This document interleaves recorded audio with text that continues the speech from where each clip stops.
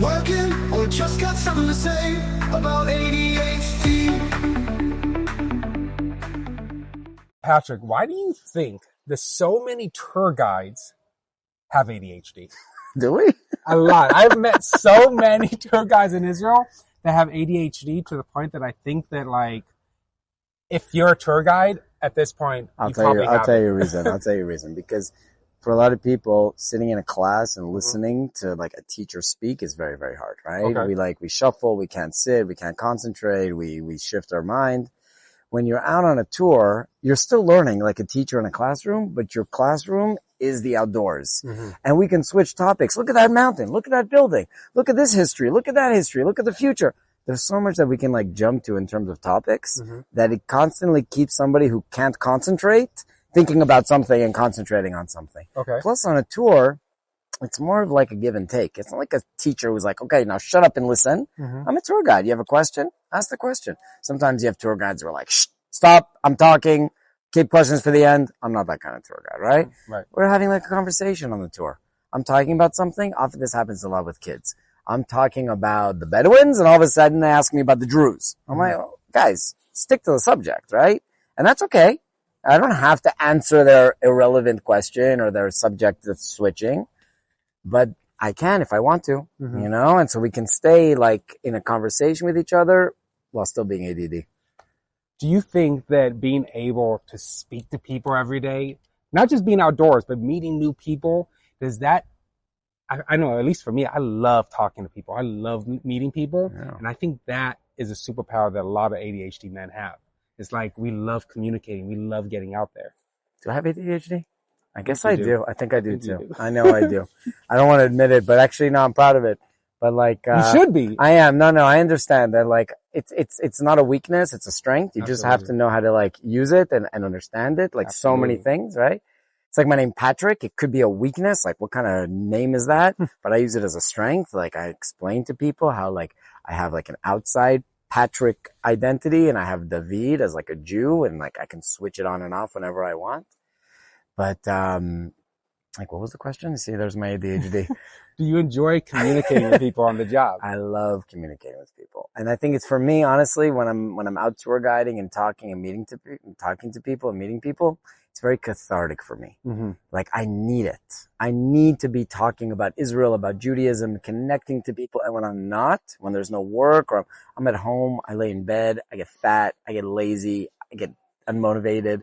And then when I work, I'm like alive again. I get back in shape and I'm like healthy. It's like you're exercising while you're working. God. I need it. I need it. It's like putting me in the place I need to be for me to be like a fish in water, you know, like to be the best. Especially when you come to spot and you walk up all the stairs and down all the stairs and the alleys. I love it. I do. I love walking. I love moving. Come on, people, let's walk and talk. Let's go. So maybe that is what makes me a bit of a better tour guide is that I have like a bit of that ADHD. To me, like, being a tourist guide with a group and having everybody sit in a circle and having me lecture them for 45 minutes, like, that's not fun. Right. I want to show you and move and switch the scenes, you know, and switch the conversations. Right. I guess that's ADHD. I think so too. This is like, you got to switch it up. You got to switch it up. Would you say that every tour that you do is always different? Yeah. Even though I say the same stuff. But the people are different and they're hearing it for the first time. And to me, it's always like a band that's been performing like the Beatles, the Rolling Stones for like 50 years and they're playing the same songs over and over again, or a comedian saying the same jokes. You got to switch it up once in a while, right? You're always coming up with new stuff, but you want to hear the classics and you want to it's like a bit of a performance, right? So like a teacher has a certain curriculum. They have things they need to teach that are important and you need to share that stuff. So to me, it doesn't get repetitive. It's the opposite. It's like, I need to say the repetitive. Right. Otherwise I feel like, if you throw me off, if I'm in like a talk and you throw me off with the question by like disrupting, it throws me off my track, you know? And I have to go back to, wait a second, where was I? You know, it says in Pirkei Avot that a good question is on the subject. A good student asks on the subject. You know that? Remember that in Pirkei Avot? Like, ask on the subject. I always remember that. And I always try to do that too. Because sometimes our ADHD can take us off track. Absolutely. Somebody's talking and we're thinking about this. And we're asking them about this, but they're talking about that. And it's like, oh, try to focus on the subject. Absolutely. And sometimes these ideas just come to us. Like literally when you're talking, I'm not making this up. I was thinking about hamburgers because I really want one and I can't eat meat right now. But thank God I was able to like hop what you were saying. But it happens. Like it's not like we wanted it to happen. In you, by the way. It's all in the eyes. And your eyes, I could see them kind of like rolling back in your head a little bit. Right. And I know that as I'm talking to you, I'm almost like hypnotizing you a little bit. And you're like, oh, he's talking. Oh, hamburgers. Yeah, it happens. I know. I know. It's like, I know. But I think that, like, it's one of my kids really does have like an ADD where like, you know, he can't really sit in class and he takes like a bit of like not a rhythm, but like an attempt kind of half pill in the morning, which I'm not crazy about. But I think it does kind of trigger that chemical imbalance in us that like resets it to be like, no, focus on the subject. But then it wears off though. And then you got to take it again and again. Of course. And that's the drug and that's the repetition, but because it happens again and again. So until you can find some way to do it without the meds, fix your chemical imbalance properly, then yeah. Right. Let me ask you this before we go. There are I feel like it's like so popular today to have ADHD, right? And I think a lot of guys out there are trying to figure out what they want to do in this world professionally.